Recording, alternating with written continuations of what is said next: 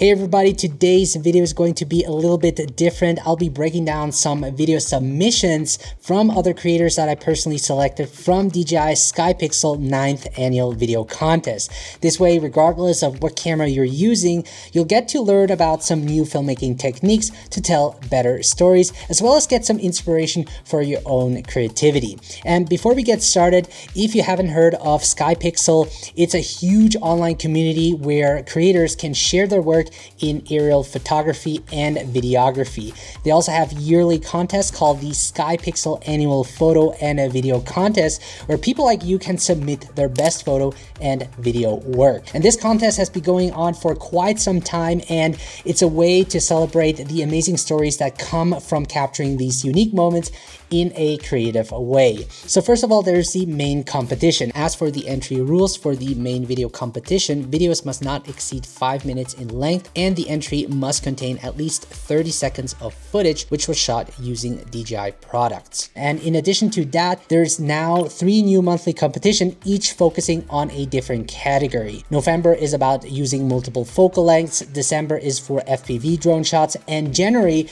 is focused on handheld photography and videography. And they also have an incredible line of judges this year, one of them being Brandon Lee, who I look up to. Now, entries for the monthly competition can also be submitted to the main competition, which is really cool, giving you the chance to win both monthly and overall awards. And the winner of the best work will receive an Inspire 3 if they're in the video category, or a Hasselblad X2D if they are in the photo category. They will also be recognized as SkyPixel creators and receive a trophy and certificate to celebrate their accomplishments. Other prizes include DJI Mavic 3 Pro, Osmo Action 4, and much more. And with that said, let's look at the 8 content submissions I've picked and break them down to see what makes them stand out, what film techniques they used, and hopefully you can implement some of these techniques in your own creative work. Now, some of them are quite long, so I won't go through the entire video, but I will highlight some sections that really caught my eye. So let's start with the first one, created by KM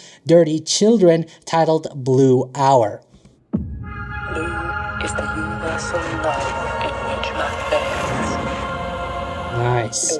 So I really like that title placement here. I like how the subject separates the text, and also the font of choice, which fits with the moody theme of the video. Now, if you don't know what blue hour is, it's the time period before sunrise or after sunset when the sky takes on a colorful color, generally blue, which makes it great for warm and cold contrast. In this case, we have the blue and orange sky, but also notice how they placed an LED light inside the subject's helmet to create that warm light contrasting nicely with the sky. Blue, it is the terrestrial paradise. Something else I've noticed, this beautiful silhouette shot right here. You can really see the dark outline of the subject standing in front of the bright northern lights. And in this case, we have a dramatic contrast in brightness and darkness, and it sort of symbolizes mystery, which I think works well as the character sort of explores the landscape.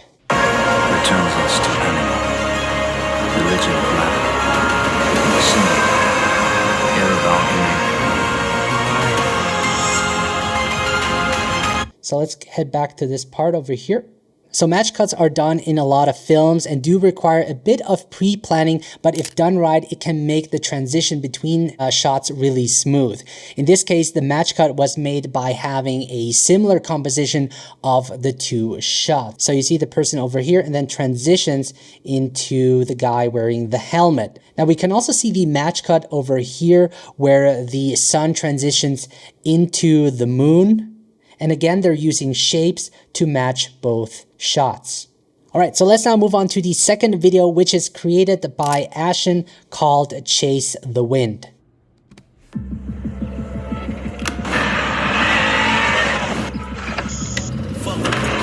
Okay, there's a lot happening. So I immediately notice a lot of fast cuts in the first 7 seconds, which builds up the energy and excitement for what's to come, and then hits the climax to where the subject drives off with the motorcycle. Now, you might be familiar with Edgar Wright's quick cuts, as he uses this a lot in his films to convey a lot of information quickly, but also to bring attention to something.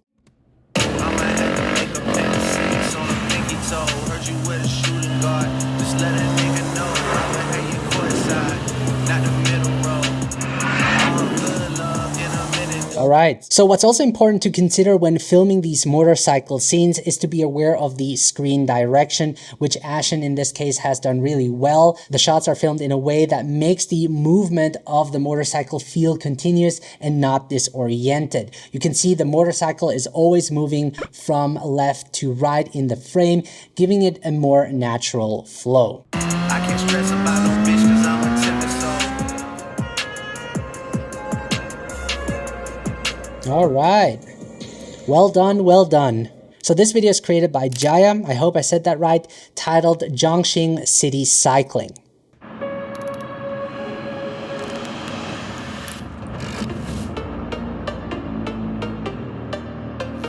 All right.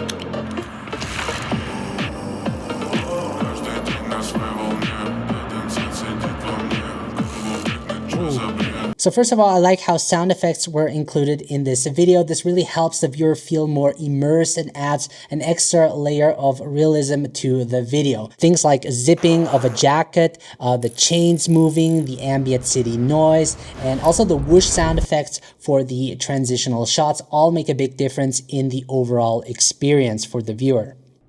Yeah, I like that.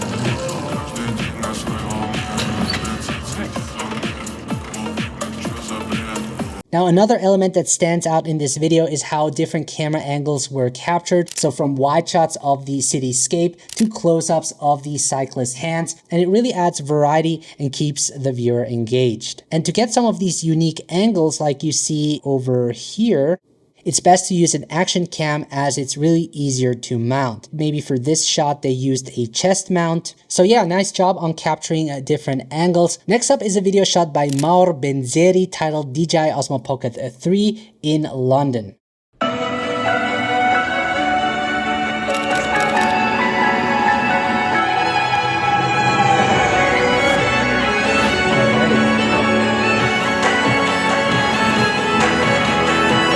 Now it is a very short video, but what I really like is the rotation transition we have going on over here. And with the DJI Osmo Pocket 3, you can easily set it to FPV mode, allowing the camera to rotate freely. And to make this transition work, you want to be sure to rotate in the same direction in every shot. So you can see in this video, the camera rotates to the left.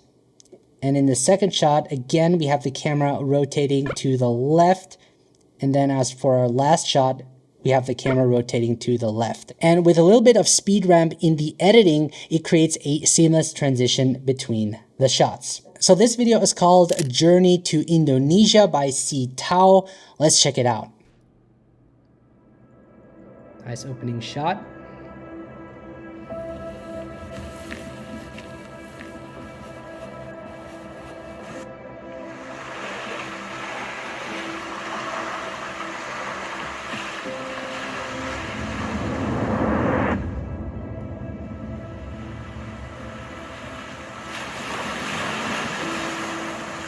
Ooh. Now what I immediately notice is the aspect ratio. So this has a 2.35 by 1 aspect ratio, which gives those black bars at the top and bottom. And you see this commonly in big blockbuster movies, which gives it a more cinematic feel to the film. And you can achieve this by either cropping the top and bottom or using something like an anamorphic lens. Now, something else that I found really cool is the titled being washed away by the waves, which is a masking effect. And this is an editing technique that allows you to separate or isolate certain areas of an image. And in this case, they isolated the title.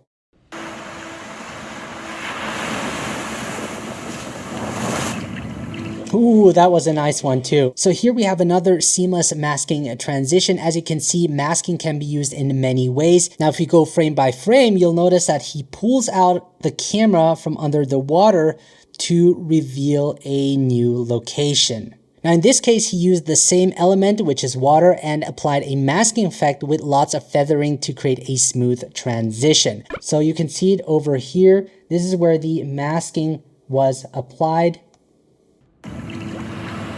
And it works really well. So next up, we have a video titled Lofton, directed by Zane Poole.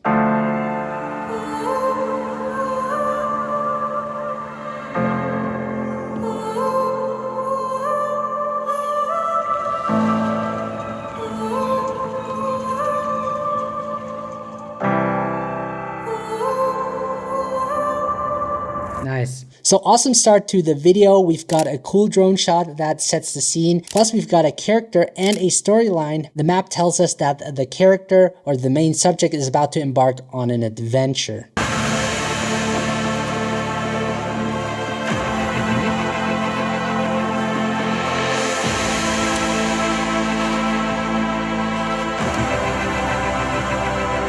So you also notice this blue anamorphic streak over here, which is a creative choice and can add more visual interest. And there are different ways to achieve this, either by using an anamorphic lens, pointing it towards a bright light source, or by using a blue streak filter that you can screw onto your lens, or you can also use plugins. So let's look at Chianma's video, I hope I said that right, titled London Story.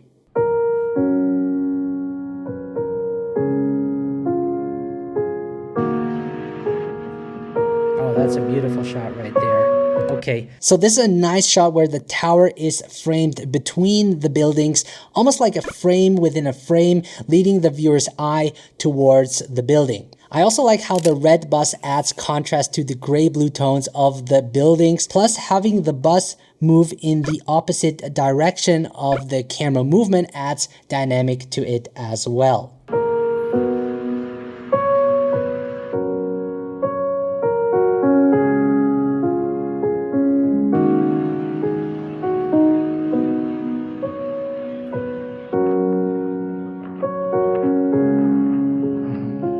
Composition.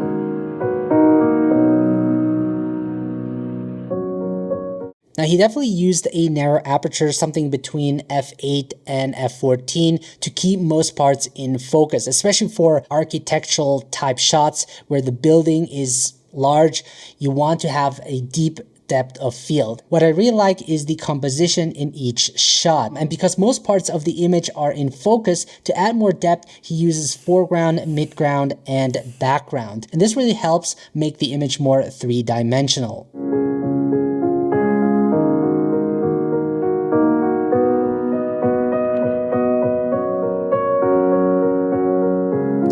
I really like the calm music. It fits well with the smooth and slow camera movement.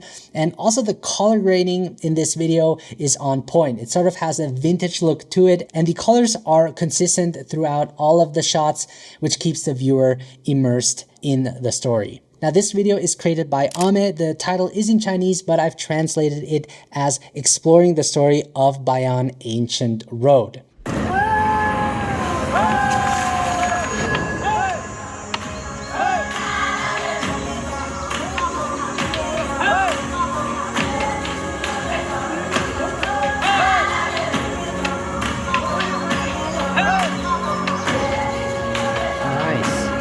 So what I really like are the long camera movements. It adds a lot of dynamic and energy to the video. So when I go back, we have this nice crane shot.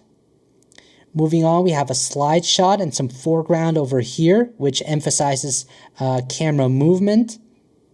And then it moves on to a tilt down shot while pushing forward, a low shot while having them moving in the opposite direction.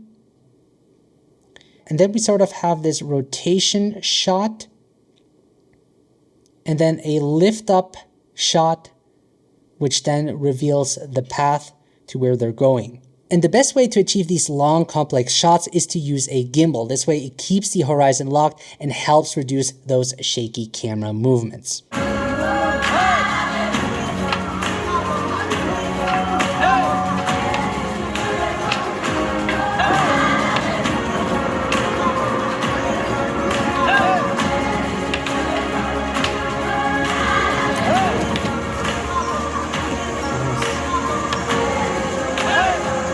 So you'll notice that he uses black-white scenes, which creates a nostalgic mood and evokes a sense of the past. And if we go back, you'll also notice a Super 8mm film effect has been applied to give it that grainy and old film look. And this really adds to the overall storytelling of the ancient road and its history. Okay folks, so these were my top 8 picks from the SkyPixel 9th annual video contest. I hope you found them inspiring and got to learn something new. It's clear that all of them have put a lot of time and effort into creating these videos. It gives creators a platform to showcase their talent and be recognized for their creative work. And really the experience and growth you gain as a creator are super valuable because each video you create teaches you something new and helps you improve. I highly recommend you check out the contest as really anyone can join. Submissions are still open till the 2nd of February 2024 and the award will be announced on the 19th of March 2024. To learn more about the entry rules, be sure to check out skypixel.com or use the link in the video description below. With that said, I wish you all good luck. Thank you so much for watching. Happy filming and see you the next time.